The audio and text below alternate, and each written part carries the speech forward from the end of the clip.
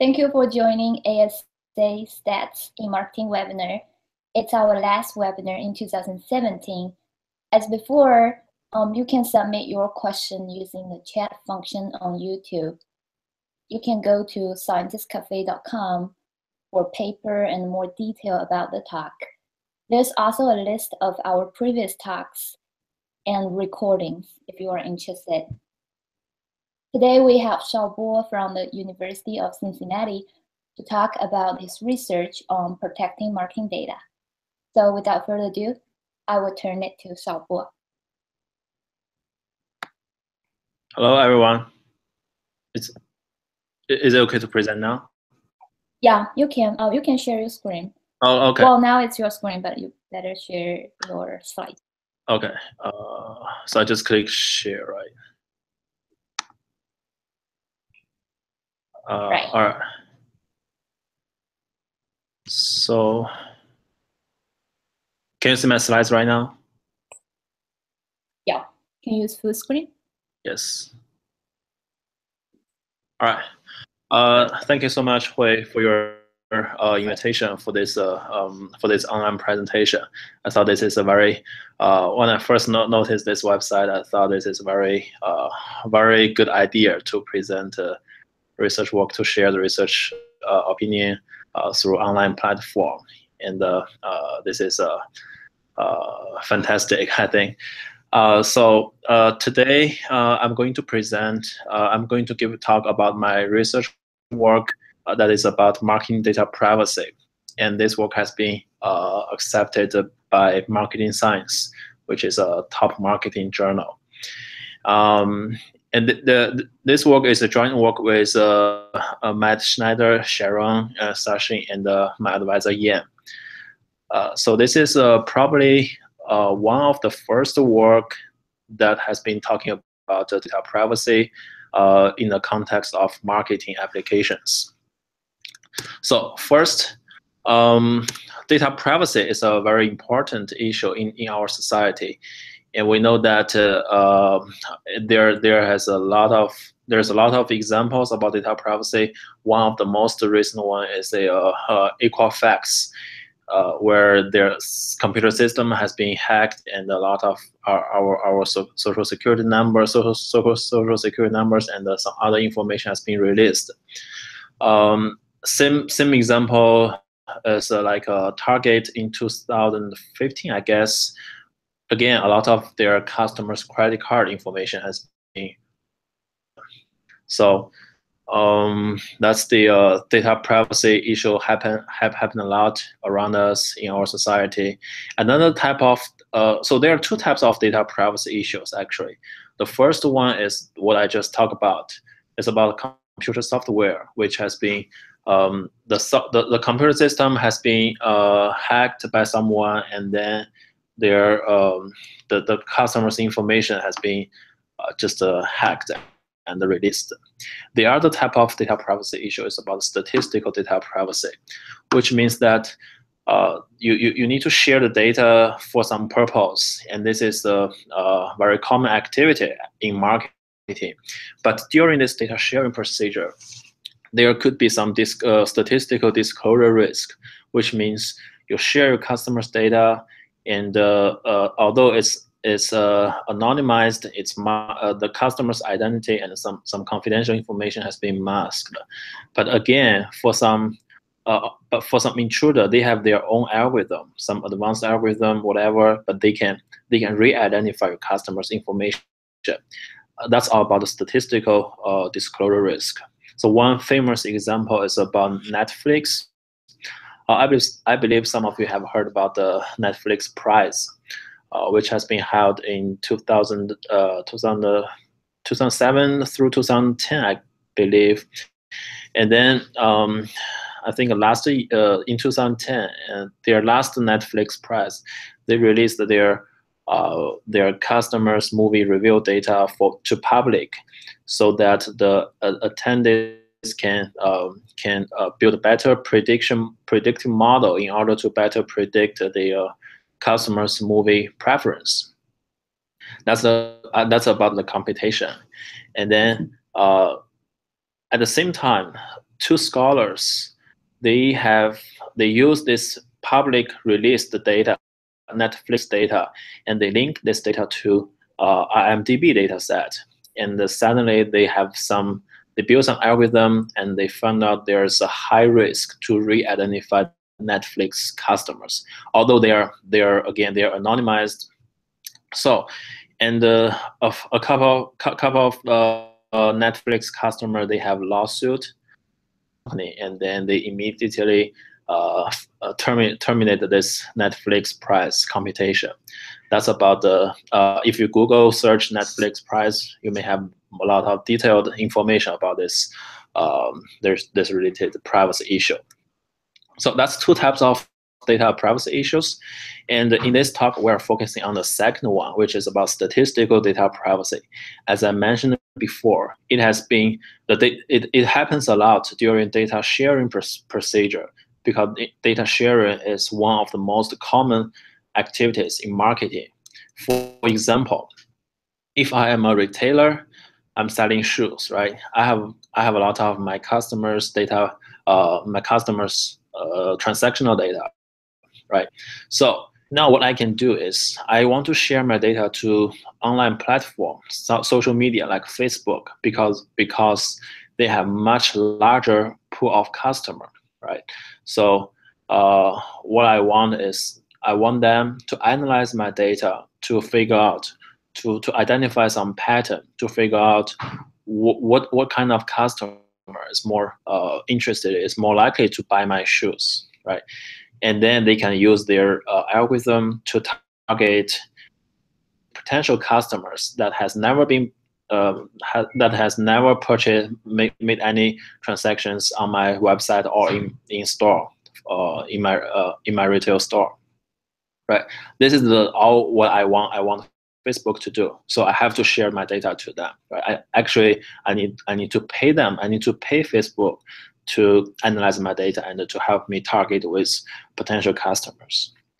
But one problem is that before I share my data, I need to consider about my customers' privacy, because I don't want anyone to know my customer, especially the VIP customer, right? If, for example, some Facebook worker, they advanced algorithm and to re-identify my VIP customer, right? Then they can immediately sell this information to my competitor store for whatever reason. Maybe they can just make, they want to make some extra money, right? If they have this information, they sell this information to my competitor store. What happens? My competitor store, they can send a more attractive promotion to these customers, right? And then basically they steal my customer. That's all I'm aware of. I don't want anyone to know my VIP customer, right?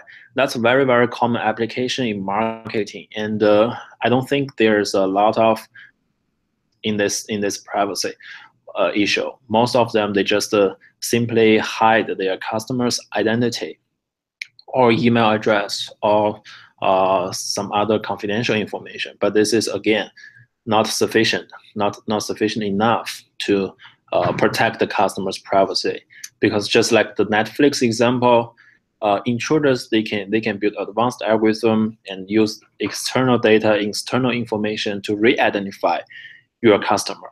Especially, it's very dangerous if they can identify your VIP customer, right? So there's a trade-off, because on the other hand, as a retailer, I do want to share high quality data to Facebook, because I do want them to accurately, as accurate as possible, to target the prospects, right? To target more my potential customers. That's all I want. So there's a trade-off between privacy and the utility. So actually, this is one of the very important framework in this research work. So I'm going to talk about that later. All right. In our research, we focused on a similar type of application, that is a point of sale data. So we're at the perspective. We're from the perspective of the marketing research company like AC Nielsen. This is our role. And as retailer, for example, the Kroger, a grocery store chain, right? I collect the sales data from, for example, all 30 different Kroger stores at the city of Cincinnati, for example. What I collect is their sales information, the price of the product, and the promotions like a display features, something like that. Right, that's all the information I collected. Now, as a marketing research company, I can definitely do some marketing analysis, marketing research for either for the retail stores or for the consumer the consumer goods manufacturers, right? But another another business is that I can sell my data to the consumer good manufacturers. For example, the Procter and Gamble, right? I sell my information. I sell my data to Procter and Gamble because they are willing to buy this data because they want to analyze how their product performs across the market, right? But one thing I don't want them to know is that I don't want them to know which sale comes from which store. Okay, all you need to care about is that you just as consumer goods manufacturer, you just care about how your product performs across market, right? So I need to protect the privacy of my client. Here, my client is the retail stores, the Kroger, all 30 different Krogers. Right? So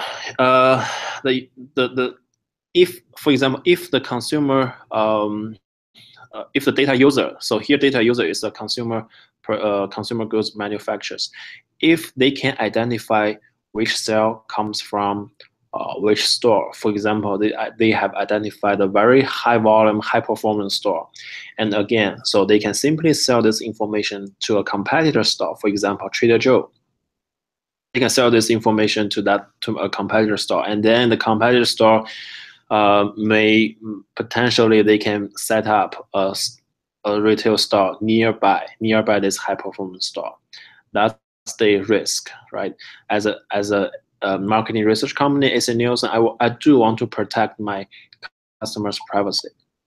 So that's two sides. One is valid use of the data, which is to do whatever the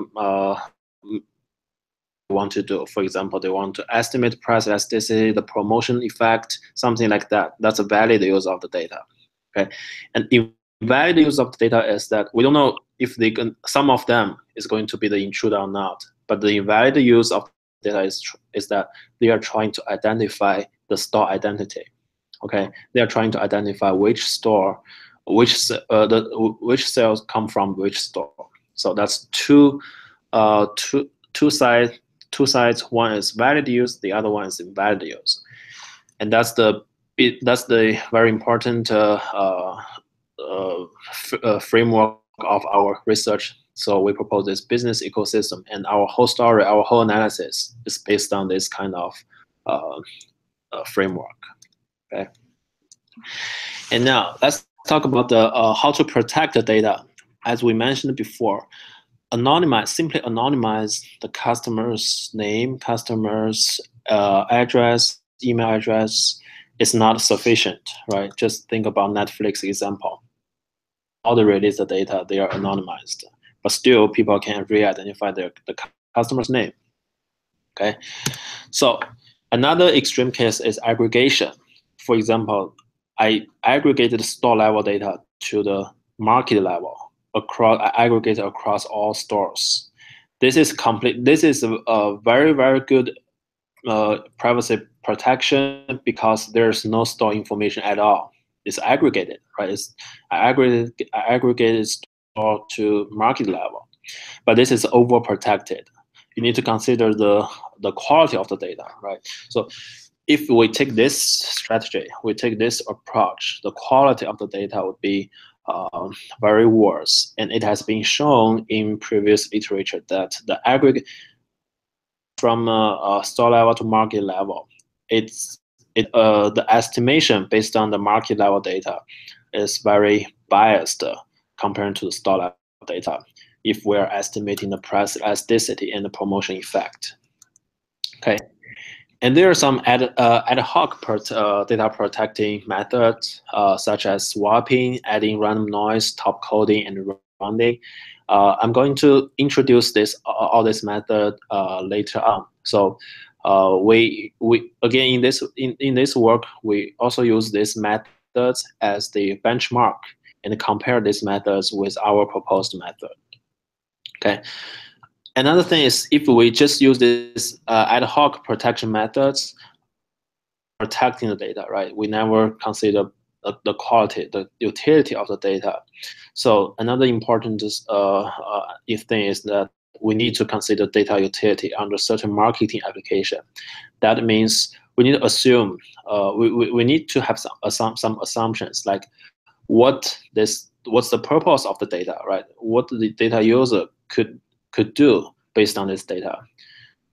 Assuming they're all marketers, right? So we need to have some marketing applications, and only under these marketing applications we can have a better idea. We can control the quality of the data.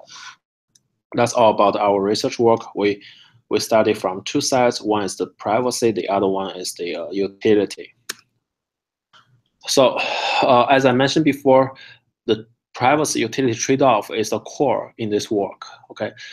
Because the data sharing activities is very common in marketing and for marketing purpose, but we need to consider both privacy and the utility.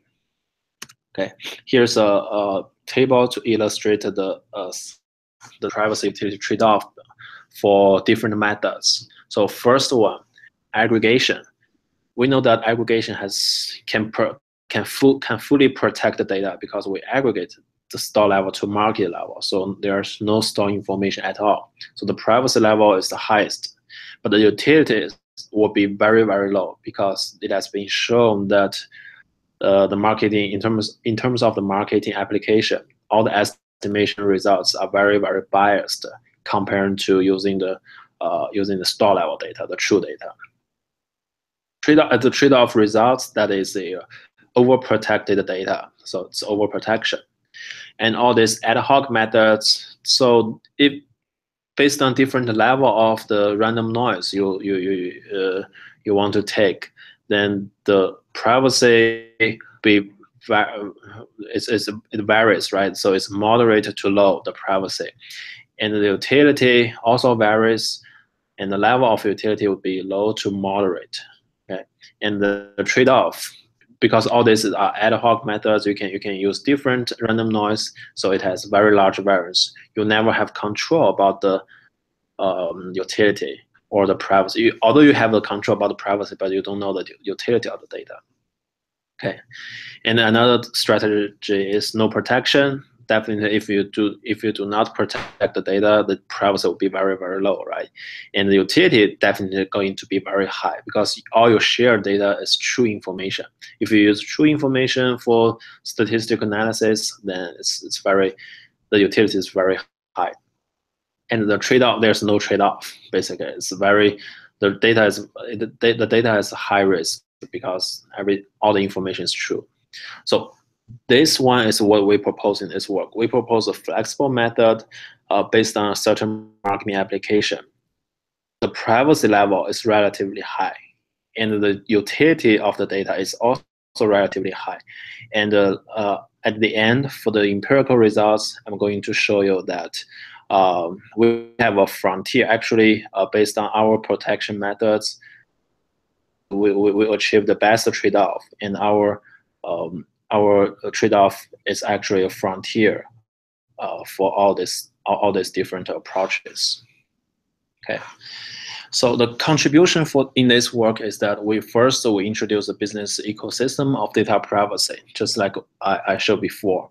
We have two sides. One is data privacy. The other part is the data utility, valid use of data and the invalid use of the data. So, and also that's the framework. We propose this framework of trade-off between data privacy and the utility.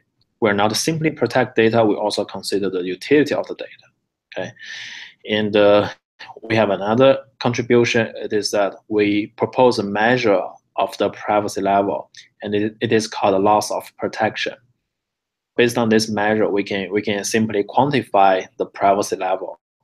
We also have another measure. It is called MAPD, mean absolute percentage change deviation, I guess. Yeah, that is the measure to measure the utility.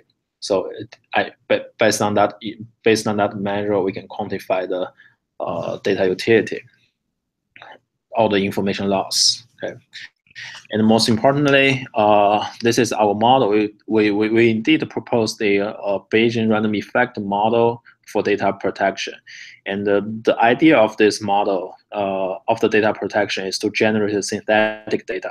Okay, because we first identified some very sensitive information, and we generate the synthetic variable. We are no longer releasing the true information, but instead of synthetic data. And based on this model, it's very easy to control the utility of the data. Okay. Now let's talk about the models for data user and the intruder, because at the beginning we have two based on our business ecosystem, there are two parts, right? Two parties. One is data valid use of data by data user. The other is the invalid use of the data by data intruder. Now let's talk about these two parties first. So okay, first let me talk about data. So the data is point of sale data. It is collected by AC Nielsen. There, in our sample, we have 5 brands of product. I believe there are some detergent. And one thing to note that this data is actually, this is not a new data. It's a very old data. But the purpose of this work is not the empirical analysis. It's actually to propose this idea, the framework of data privacy and the utility trade-off.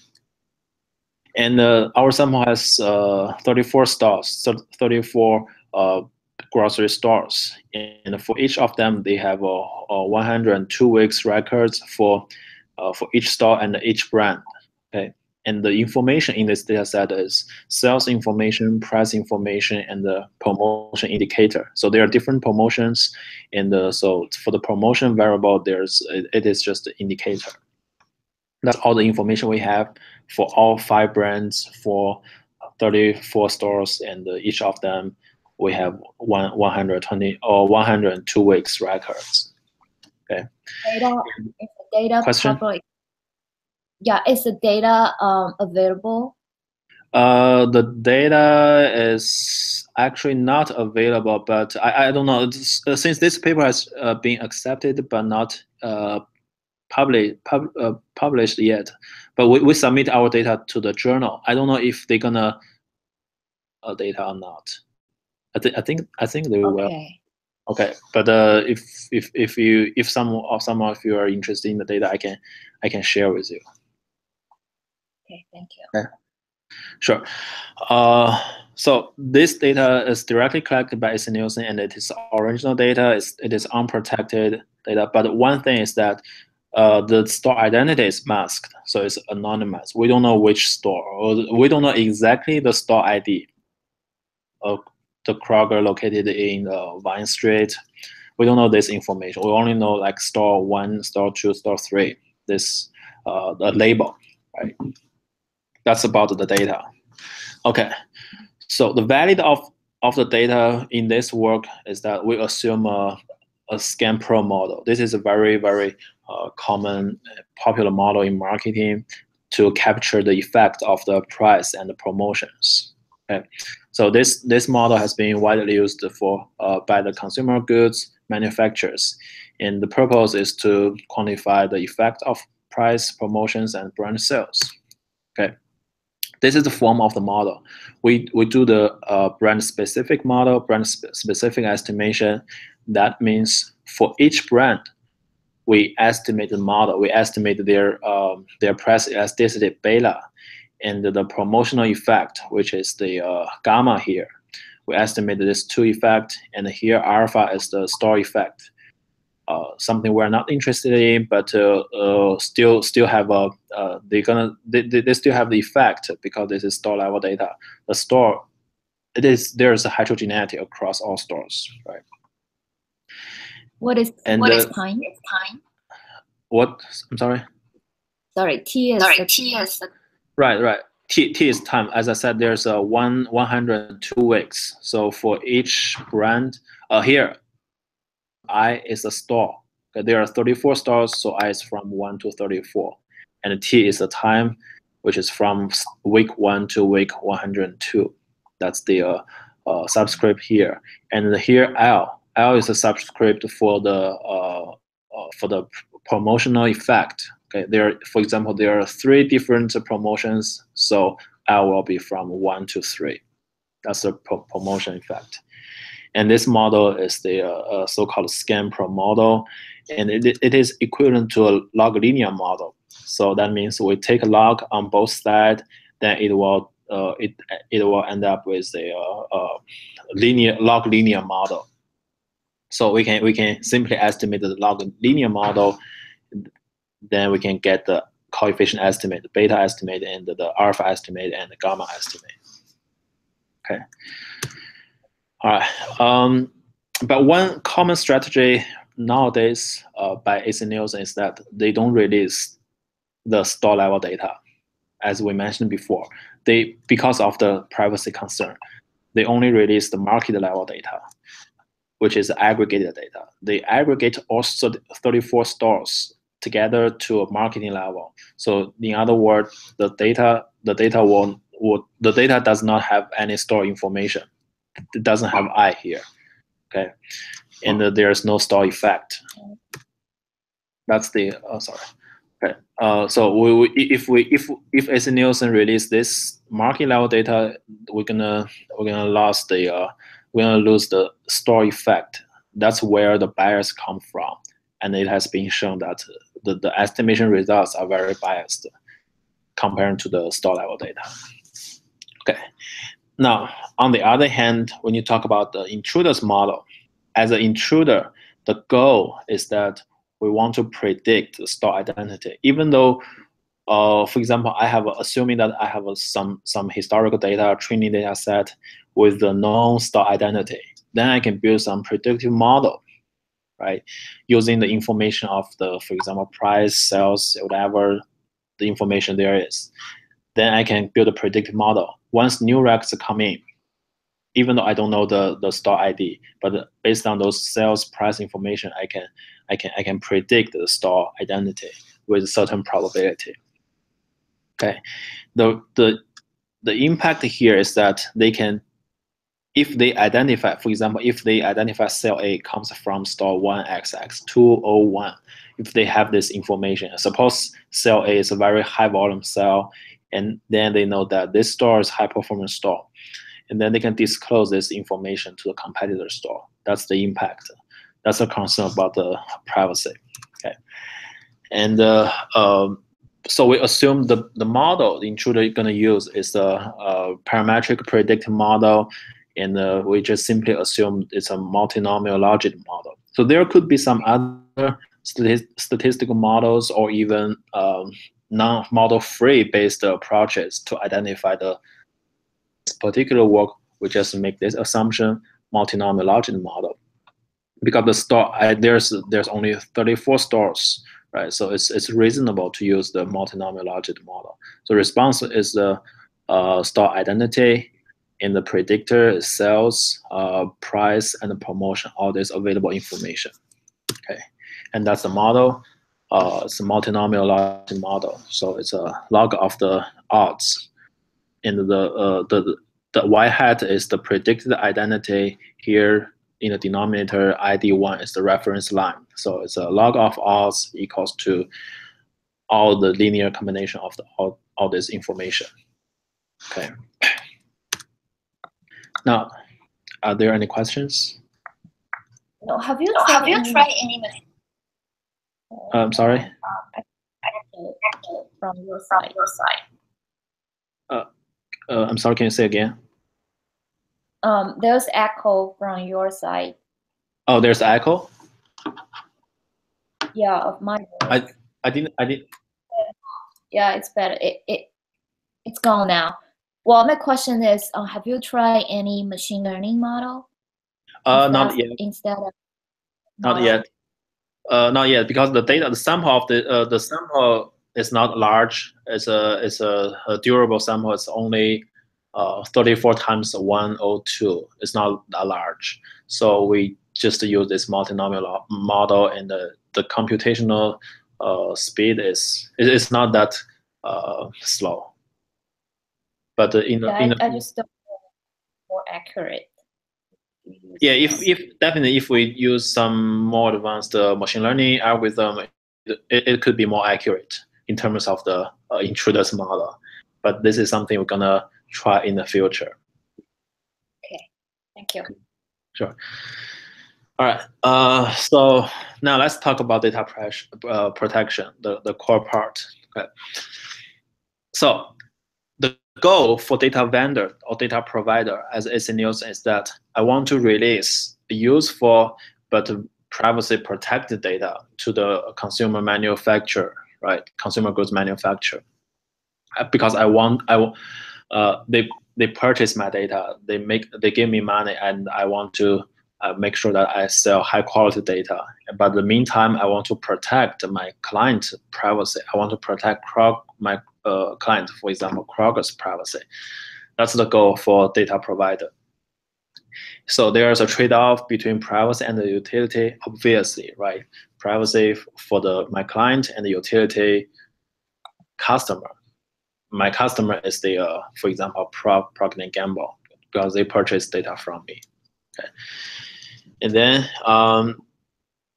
my first action is that before I release the data, I need to identify some sensitive variables which need to be protected. These sensitive variables is that which variable that has most predictive power to predict store ID, because we have we have sales information, we have price information, and we have promotion information.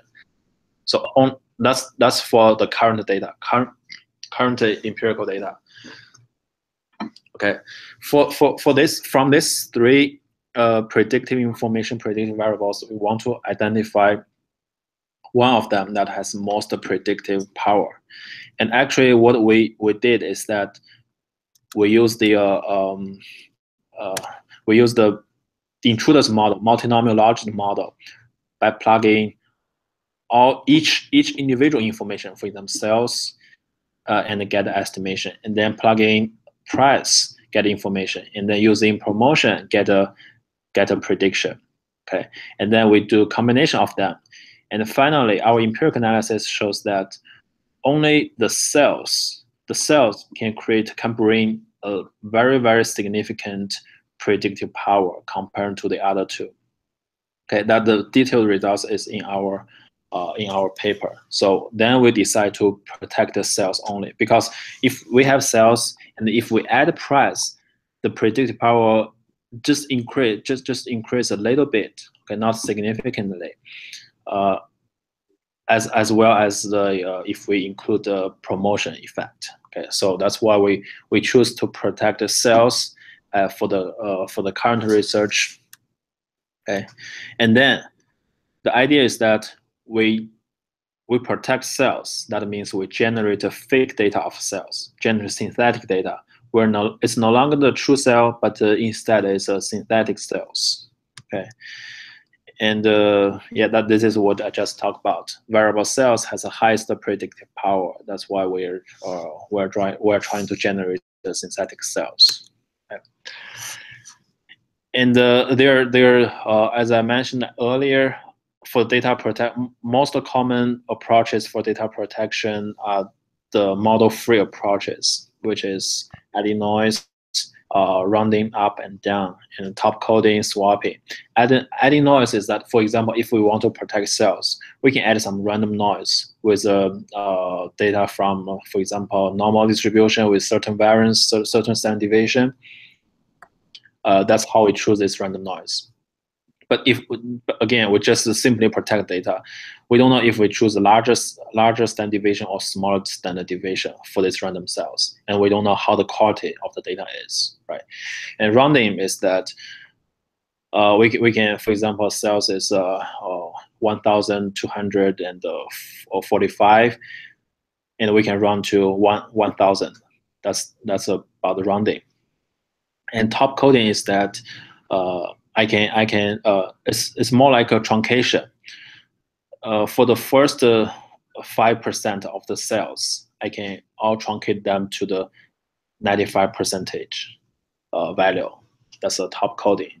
And the swapping is that I randomly choose two parts of the data and swap them. For example, 20% swapping is that I choose 10% another 10%. Another 10% of the data. So in total, there's 20% of data, and I swap them. It means that I exchange the data. That's the swapping strategy. So all these approaches are model free. Again, the drawback is that we don't have the idea of the quality of the data, right? And another strategy is aggregation. That is overprotection. We have talked about this before. That means we do not have any store information at all. Then it's fully protected. Then what we propose is the model-based synthetic data generation. So that is, we have some particular model. Okay, based on that model, we can generate the cells. In other words, cells is a response variable of the model, and we estimate the model, and then we can. This is kind of the idea of simulation, but it's based on a specific model, and this model is specifically based on that marketing application, the SCAMPRO model. Now let's take a look at this, the model we proposed. Okay, that is a Bayesian random effect model, and as I mentioned, it is based on the SCAM times pro model. That is the marketing application we assumed in this work. Okay, so this is nothing but the log linear model, right? We talked before, but now this time we use the Bayesian random effect model for the estimation. This model is exactly the SCAMPRO model in the log linear version. Okay, and here the parameter beta is the press effect, so we can control by estimating this coefficient, we can control the utility of the data. Again, by estimating this coefficient, which is a promotional effect, right? We can control utility of the data. And here, U is the store effect, which is assumed to be random effect. Okay, so by estimating all these parameters, how accurately they are means how high the utility of the data is. Okay, and then based on this generated based on this estimated model, we can trace back to generate this cells information, and then we by plugging in the synthetic cells to the intruders model, we can get the idea of the privacy level on the true cell, and we plug in this synthetic cells to intruder model. We can compute the predicted probability for the true star. Okay, if the predicted probability is not high, that means the utility, the privacy, there's some privacy. We have gained some privacy. Okay, that's the idea of this model, this data protection model. Okay. Here, the beta and the log of gamma are assumed to be the fixed effect. One is fixed effect of press, the other one is fixed effect of promotion. And the mu here is the overall intercept. UI again is the star effect that is assumed to be random effect. And here's what we want to protect essentially. That's the random effect plus the fixed effect. This red part is what we want to protect. Okay, we assume the random effect follows normal distribution with mean 0 and the standard deviation sigma mu. Okay, sigma u square. And just think about that. If this random effect is estimated as 0, that means we shrink this parameter to 0. Okay, similar for the fixed effect. Okay, so based on their prior distribution, there's a based on their prior distribution, we can tune. There's a parameter, hyperparameter. We can tune it so that the posterior of this parameter could be shrunk to 0. So an extreme case is that the random effect u here and this fixed effect beta and log gamma here are all shrunk to 0. That's the extreme case. Then the entire information disappears. That is high. That will achieve to a very, very high level of privacy because all your information this in the right part has been shrunk to 0. And the quality is controlled by that tuning parameter as well, because we can see how accurate this random effect estimate and how accurate this this fixed effect has been estimated. If the more accurate they are estimated means more accurate this red part, this information can be delivered for the new synthetic cells. Okay. So for the prior distribution, we assume that the overall interceptors from normal distribution with a large standard deviation, which is constant, and the tau here, tau square, is the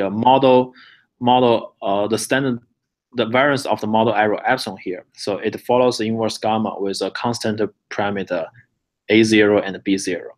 So these two are constant, and the here sigma u square is here is the variance of the random effect, and it follows the inverse gamma distribution. And we know that the mean, we have the form of the mean. Okay, and here this hyperparameter is not constant. Actually, that involves a single tuning parameter kappa later on here. Okay, and as well as this fixed effect. Our fixed effect has two parts. One is beta, the other one is the log of gamma. So they force multivariate normal distribution with mean 0 and the standard deviation sigma b square. The two are actually independent, right? Because it's sigma b squared multiplied I. I'm sorry. What is dependent? Beta and gamma actually independent. Right. They are dependent. Right. Independent. They are right. They are independent. They Okay. have the sigma b squared times the identity matrix. Yeah. They are assumed to be independent. Correct. You're right. And here the tuning parameter, we have this kappa as our tuning parameter. That is defined as 1 over the sigma b square.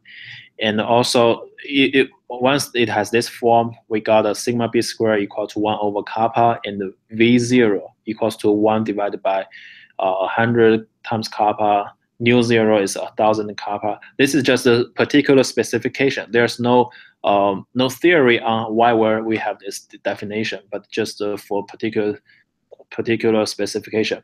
By doing this, what we can achieve is that the mean for larger kappa, the mean for the random effect variance is going to be 0. It's approaching to 0 for larger kappa, right? And for larger kappa, the sigma b square, which is the here, the variance component of the fixed effect is also going to be 0. It's approaching to 0. And in this case, if, for example, this variance component for fixed effect approaches to 0, and the main component for the random effect, the variance of the random effect approaches to 0, that means all this part, the red part in this model, is going to be shrunk to 0. That achieves a higher level of privacy.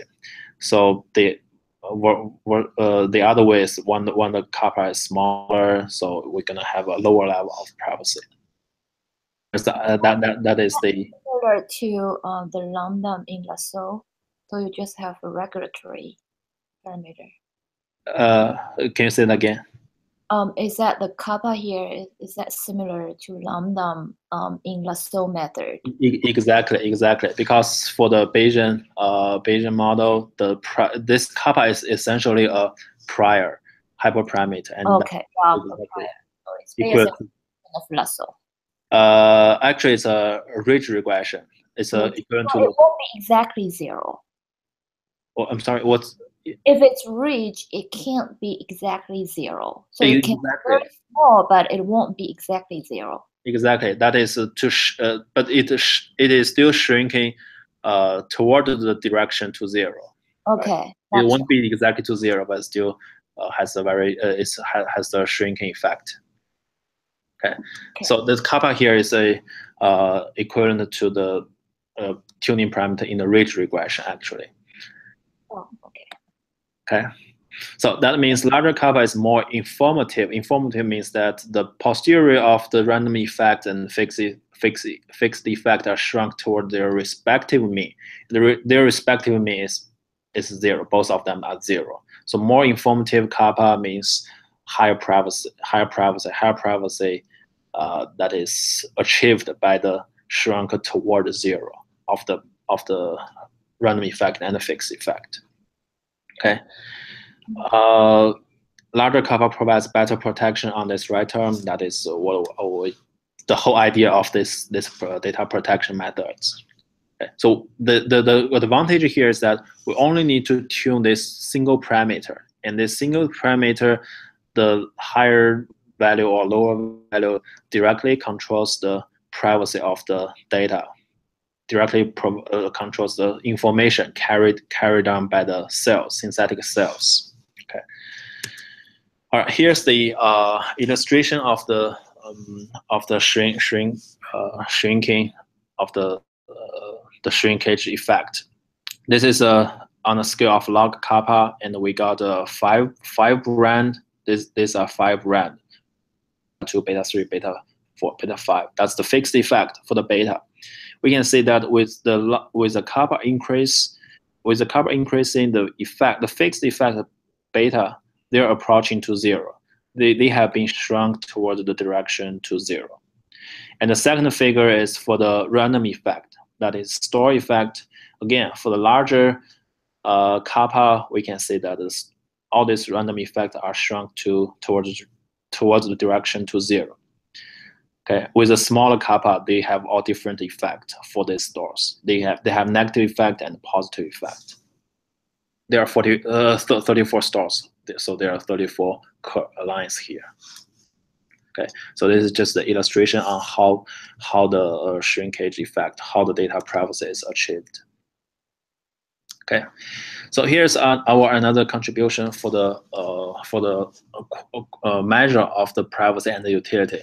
First, we propose this loss of protection. This is a measure of privacy level. So this is similar to the idea of the Gini index. We have this specific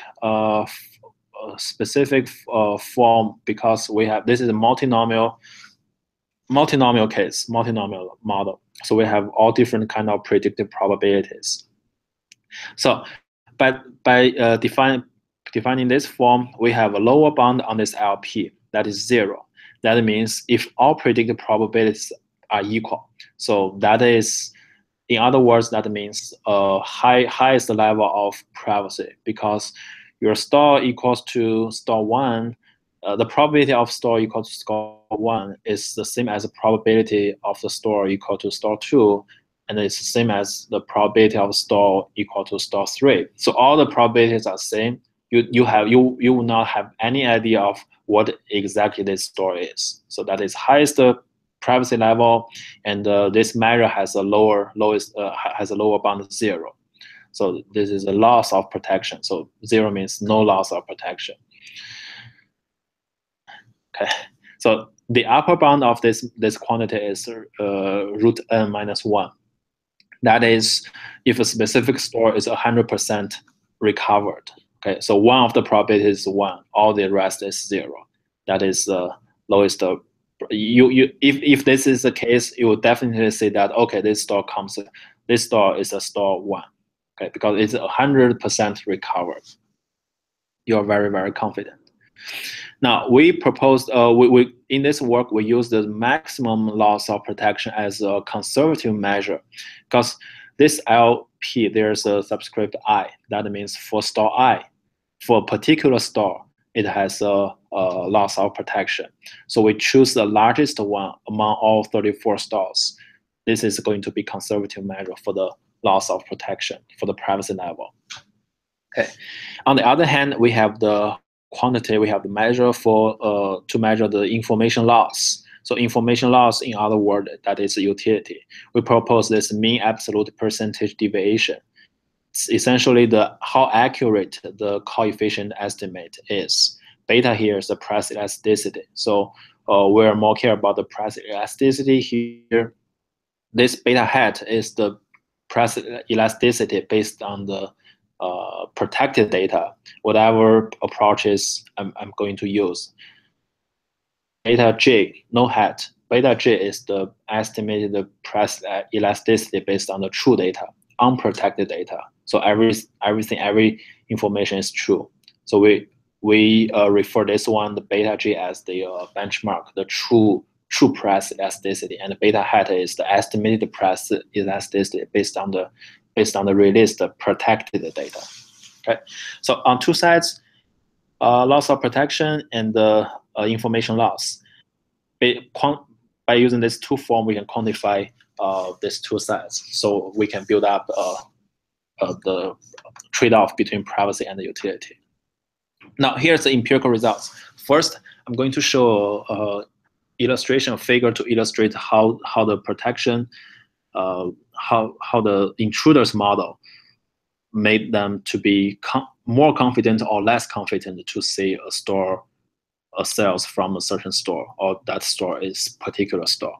Okay, so here are two colors. One is red bar and the other one is green bar. So there are 34 stores, as I mentioned before, for our empirical data. And the vertical is the vertical axis is the predicted probability through the multinomial logic model. Okay, so if we use the true data, which is the red bar, okay, and we know that for this example, we know that the true store is store 12. Okay, if we use the true data, unprotected data, we calculate all the predicted probability. Means store 1, the probability of store 12 is store 1, that is this red bar. The probability of store 12 is store 2, that is this second red bar. The probability of store 12 is store 12, that is this highest bar. Okay, we know that this is obvious, very confident for anyone. You can tell that, okay, it's very likely that this particular store is store 12, and the truth is that is store 12. Okay, and the green bar is that the estimation, the multinomial logic model based on our proposed protected data. Okay, we can, again, the true store is store 12, but this time you are not that confident to say, okay, this store is store 12. Okay, if you take a look at store 1, the green bar is very similar to this store 12. Okay, and even if this store 10 is very similar to this store 12. So it's just the confidence, how confident you can tell this store is actually indeed the store 12. Okay, this is an illustration comparing the privacy from protected data and the true data. Okay, and here's our final empirical results, the trade-off. Okay, the trade-off between privacy and utility. We have computed the loss of protection and the information loss for all different kind of approaches. So first, let's take a look at market level data. That is aggregated data. By aggregation, okay, we talked about that this is overprotected. So in this case, the loss of protection is 0. Okay, it's highly protected, and there's no privacy issue at all. So the loss of protection is 0, highest privacy level. Information loss is very high. Information loss means the utility. Okay, if information loss is very high, that means your utility of the data is very low. Okay, that's about market level data. Another extreme case is the true data, unprotected data. We can see that the loss of protection is very, very high. Means that the privacy of this data is very low. The privacy level is very low because everything is true. All the information is true, right? And but the information loss is 0 because we know that true. We just refer the true data as the true estimated the true price elasticity. So the information loss is very low. It has no information loss basically. And for other ad hoc approaches, for example, top coding, random noise, and rounding, they all have very high loss of protection, but they have different levels of information loss. But the information loss, they are all pretty low. Okay, so in other words, all these methods doesn't do anything for protecting the data privacy. Okay, because the privacy level is very similar to the true data, even worse than the true data. Okay. So swapping, 20% swapping and 50% swapping, they're a little bit better in terms of the trade-off. They provide a reasonable loss of protection, reasonable privacy level, and reasonable of the information loss. But if we do 50% swapping, that is a destroy of the data. Okay, we know that information loss is very high. Basically, the data is utility of data is very low. Okay, now here all this blue dot here, that's our proposed method. We as I mentioned before, we have a single tuning parameter kappa, and that controls the shrinkage level, and as a direct result, that controls the privacy level. Okay, now if kappa is small, is equals to is said to be a small number, it delivers high utility of the data, but a low privacy, right? We know the loss of protection here is high, it's 2. That means relatively low privacy. Okay, and here, if with the kappa going with the kappa increasing, we observe that the protection, the loss of protection, is decreasing. That means the privacy level is getting higher and higher, but the information loss is also getting higher. Means the utility is decreasing through this trend. But overall, this this blue line are the frontier of the trade-off between privacy and the utility among all these different approaches. So we can think about this as just a risk-return trade-off. The risk is here, the loss of protection, and return is the information loss. Okay, so that's all about this work. And as summary, we talk about the marketers in marketing, that marketers need to be aware of data privacy because this is a very important issue, and it has been I think it has been paid less attention before. And we also talk about the data utility needs to be guaranteed one protected privacy. So that's a 2-stage work. We have to do them at the same time when we are trying to share our data or release our data to the third party. Okay, and for particularly in this work, we have the application of point of sale data, and our marketing application is to estimate the price elasticity and the promotion effect. Meanwhile, we want to protect the store identity. Business ecosystem is the story of this AC Nielsen story. We have valid use of data, invalid use of data, in the data users model, data intruders model, and as a data vendor, as a AC Nielsen, I have to have my data protection model, that is data providers model for privacy protection. And this model is a flexible Bayesian random effect model. We have a single tuning parameter kappa. It controls the privacy level. So the essential goal is that to generate synthetic data, synthetic cells, because cells is has the most highest predictive power. Okay. And empirically, it has been shown that this data protection methods delivers a protected data that achieves the best trade-off between privacy and the utility compared to all other benchmark approaches. So I guess that's all about this work. Thank you. If you have any questions, I'd like to take. Thank you, Xiaobo. One question is, what's the software you use to implement the model? Okay, so all this analysis are based on R. Okay, so you have R code available? Yes, I submit all the data in the R code to the journal, but I don't know if they're gonna share it to public. But if not, if some of you are interested, I can definitely share with you. Okay, perfect. And do you know any company that intensively use model to protect the data privacy? For that, I don't know. The only thing I know is particularly for AC Nielsen, they are always sharing the aggregated data, market level data. They don't include any data store information at all. All right. Thank you. I think that's all for today. Thank you, Thank you. everyone. And we will have our new webinar start in March 2018. So we will skip January and February in 2018. So far, we will have talked about social media, network analytics, and pricing. Let me know your feedback and suggestions, and keep tuned. Have a wonderful holiday season, everybody. Thank you. Bye. Bye.